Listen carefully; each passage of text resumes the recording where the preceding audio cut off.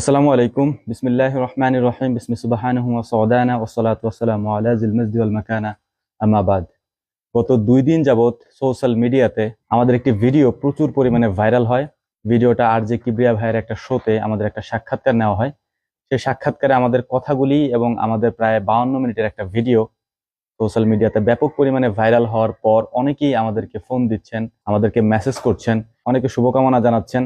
যখন ওই ভিডিওটার কমেন্ট বক্স আমি দেখেছি, আমার চোখ থেকে অনবরত পানি ঝরেছে। আমি এক একটা কমেন্ট পড়েছি, চোখ থেকে পানি পড়েছে। এর একটা কারণ কি জানেন? আসলে আমি আল্লাহ তাআলার একজন নগণ্য গোলাম। আমি আসলে এত ভালোবাসা বা এত সম্মান পাওয়ার যোগ্য না।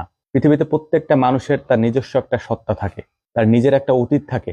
দেখেন, আমার মতো এরকম হাজারো মানুষ আছে যাদের অতীত ইতিহাস আমার থেকেও করুন, কিন্তু হয়তো এই সোশ্যাল মিডিয়ার ফ্রেম তাদের কাছে নাই বলে তাদের ওই সমস্যাগুলি বা তাদের ওই কথাগুলি আমরা জানতে পারি না। কিন্তু আমার মতো এরকম হাজারো মানুষ আছে। কারণ আমার মতো যদি এরকম হাজারো লক্ষ মানুষ না থাকতো, লক্ষ যুবক না থাকতো, তাহলে এই ভিডিওগুলি সোশ্যাল মিডিয়াতে এত পরিমাণে ভাইরাল হইতো না, যেটা প্রায় 70 লক্ষের মতো মানুষ ইতিমধ্যে দেখে ফেলেছেন।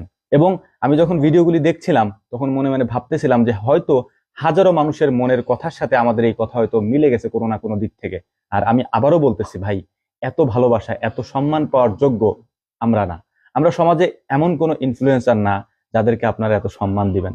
তারপরেও যে সম্মান আপনারা আমাদেরকে দেখিয়েছেন, আমাদের কাছে একটা জিনিস কি মনে হয় জানেন? এই ভিডিও আমি আগেও তৈরি করতে পারতাম, এই কথাগুলি আমি আগেও বলতে পারতাম, কিন্তু আমার মিডিয়াতে বা আমার সোশ্যাল মিডিয়াগুলিতে এইসব কথাগুলি আমি না বলার পেছনে একটা গুরুত্বপূর্ণ কারণ আছে। সেটা হচ্ছে, আমি কখনোই চাই নাই যে আমার এই কথাগুলির কারণে আপনারা বিরক্ত হন, এবং এই কথাগুলি শুনে আমি যে বিসমিল্লাহ এগ্রো বা আমাদের খামারের যে ভিডিওগুলি আছে, এই ভিডিও ব্যতীত অন্য কোনো ভিডিও দিয়ে আপনাদের সময় আমরা অপচয় করি। এই জন্য নিজের কথাগুলি আমরা নিজেদের প্ল্যাটফর্মে কখনোই বলি নাই, এবং এই ইতিহাসগুলি বা আমাদের এই যে পিছনের ঘটনাগুলি, আমাদের জীবন বৃত্তান্তগুলি কখনোই আমরা তুলে ধরি নাই।